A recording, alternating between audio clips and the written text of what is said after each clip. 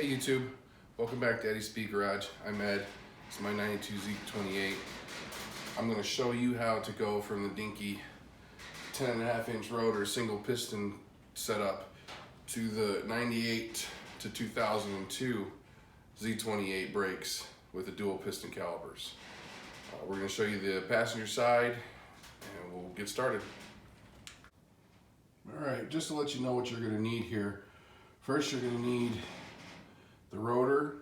You're going to need an adapter hub that's been cut down from a regular Camaro hub, and then it has longer studs placed in there. New set of bearings and seals, the abutment bracket, the adapter bracket for the abutment bracket, some extra hardware, another caliper, a couple of saw blades, a 13/32 drill bit, and a M12 1.75 tap, some Loctite, and obviously some new brakes. I'll give you a little history on the car. I've done a video on this already, upgrading the rear brakes to the LS setup. This car originally came front disc, rear drums, and it just wasn't doing it for me. So I upgraded the rear brakes and I put the proportioning valve spring in there, and this thing stops right now. It stops better than my son's 97 Z28 by far. All right, first things first. Got her jacked up, we got our jack stand in place, got our light ready. Next thing we're gonna do is we're gonna pop the caliper off and the old rotor and hub. So for right now, I've just taken the caliper and rested it on the lower control arm. If I don't open up the system right now, I'm not gonna have a big oily mess. That'll be the last thing I do, is take that line off and put it on the new brake caliper. All right, next we're gonna move the bearing hub cover.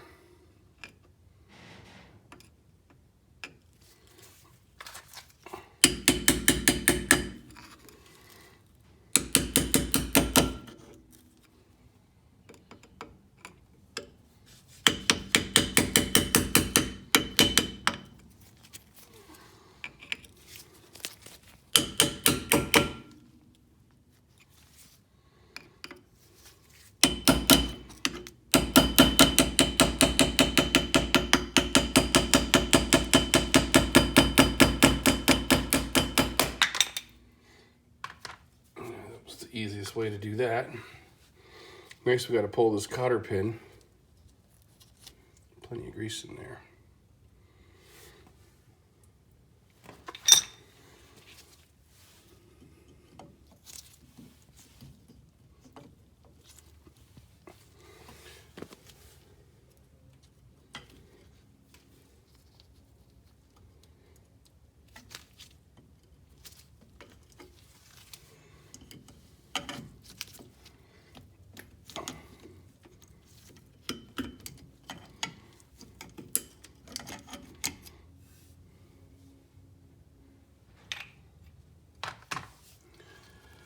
This little locking cap here.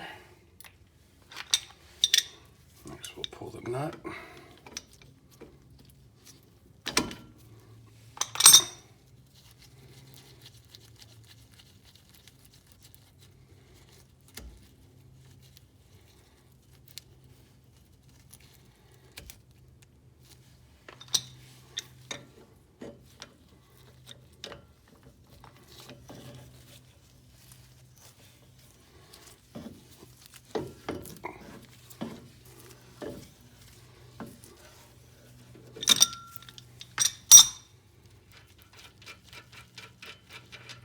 As you can see, you relieve the pressure, the whole thing wants to come out.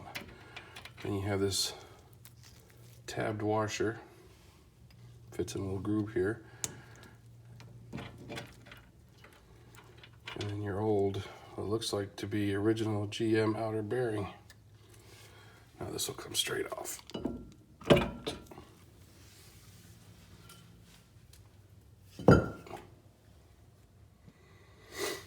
So next we're going to remove this dust shield, but we're going to keep it because we're going to want to modify it by cutting off around this ring here to keep dust out from the new one.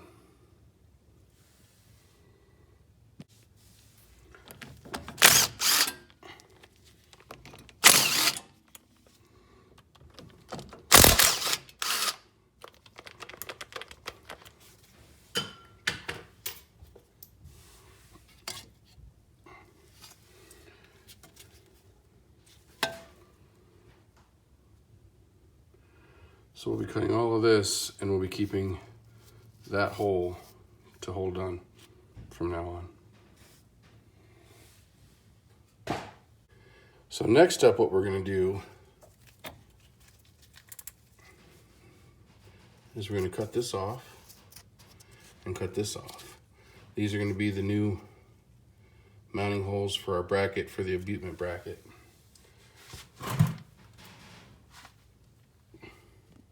So this is the adapter bracket. It's gonna fit here like this.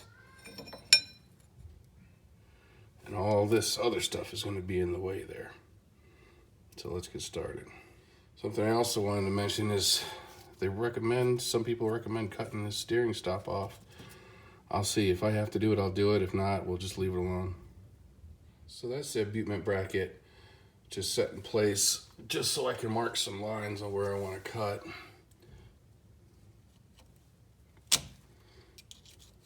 You want this to be flush back here. This one's not going to be so easy because this whole bracket here is on an angle, but we'll get it done.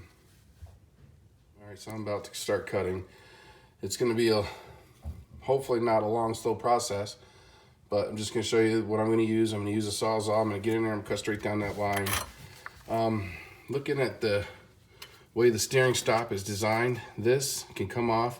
And when I was looking at it, this lower steering stop is going to interfere with the bolt location on the bottom of the bracket. So we're just going to cut that off while we're at it too. Okay, YouTube, there we are.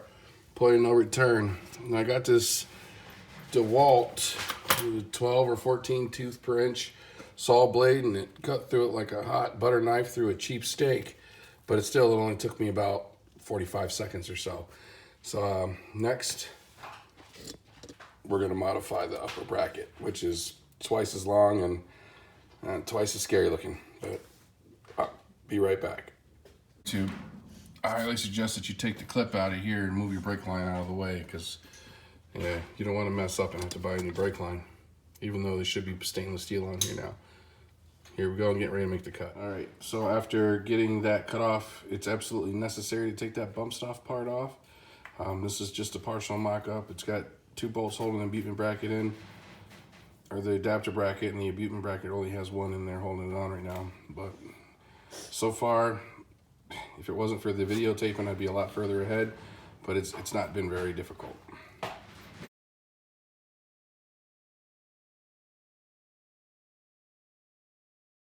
All right, YouTube, now everything's all cleaned up. So now we're on to the critical part. We're gonna drill and tap this out, and I'm gonna drill this through, because this bolt's gonna come from this side. This bolt's gonna go in from this side. So let's get started. All right, YouTube, this is the hole that we're gonna tap out here for the bolt that's gonna come from behind the spindle. Again, it's gonna be a 12 by 1.75 tap. You can see it there. And this is the hole you want to tap out. I'll show you when we're done. All right, guys, that's the first bracket tapped out. There's the bolt fits in there. Let's go tap the spindle. All right, so what we're gonna do now is we're gonna step drill this hole up to 30 seconds, and then we'll tap that one out too. All right, so right now I've got this hole drilled out to a half. It's just a little bit bigger than the M12. And then this one is drilled out to the 13s. And now we're gonna tap that one out. This could be easier, it could be harder than doing it on the bench. Hopefully the car will keep it a little bit more still, it'll be a little easier. All right, she's tapped out.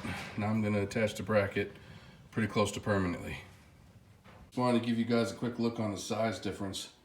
That's the factory, and that's the upgrade. All right, so I got the mock-up done here. As you can see, I modified the dust shield, and this is all bolted on tight, not permanent, but now we're gonna grease the bearings, put the hub on, and throw the rotor on. We're almost done. Right, we're in the assembly stage now. We're gonna put the bracket on. We're gonna lock tight both of these holes. We're gonna torque them to 85 foot-pounds of torque.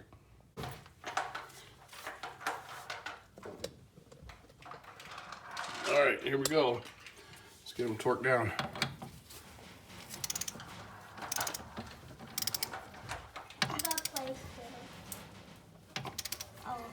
broke the flower. Yeah. Not sure if I forgot to mention, I did put permanent Loctite on both of these bolts. They're on there, they're staying on there. They'll never have to come off or anything. All right, next we're gonna install the hub. It's already got the bearings in there packed with the new seal on the back.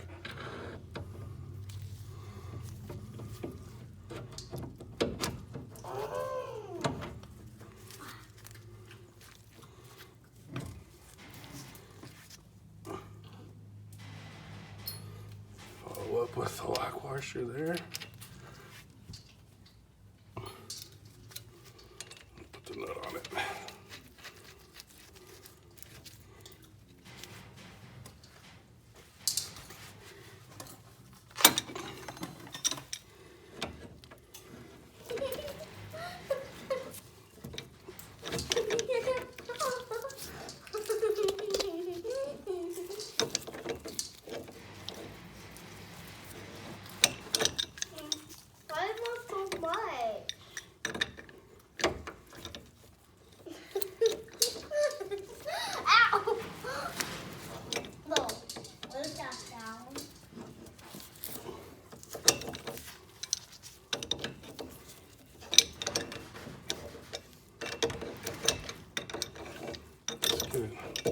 Snug down until it's all seated.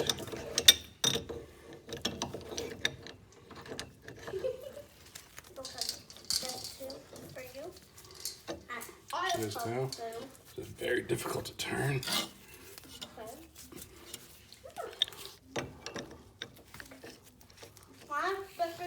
A little tight. Just left. Back it up. Push it back. It feels good.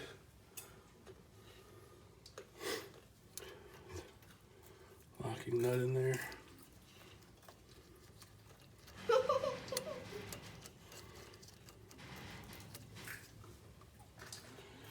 And a brand new cotter pin. So next we're going to install the rotor and the abutment bracket. As you see, the rotor fits right on there. I'm going to run a couple of nuts down to keep that in the right place so that we can make sure that the rotor sits in the center of the bracket.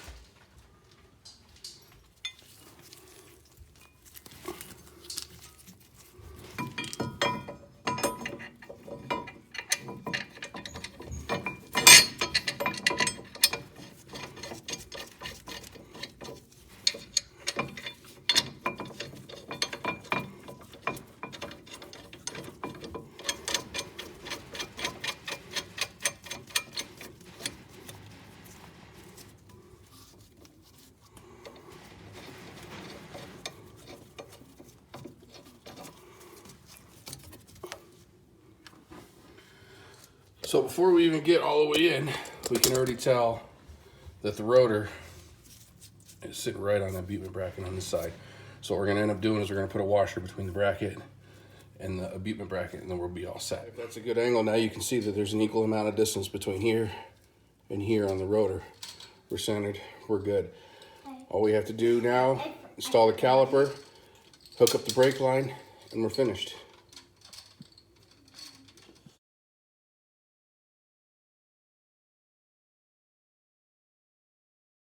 All right, we're gonna install the pads now.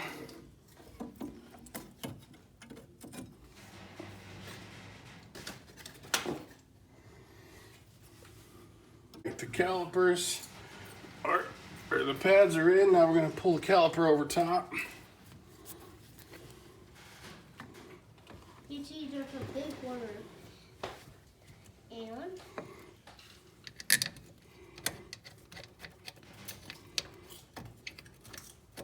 All right, so the last thing we're going to do here is take the brake line off the old caliper and put it on the new monster caliper. You can see it's twice the size. So I understand that it fits and there's nothing else needed. So here we go, we're going to do that next.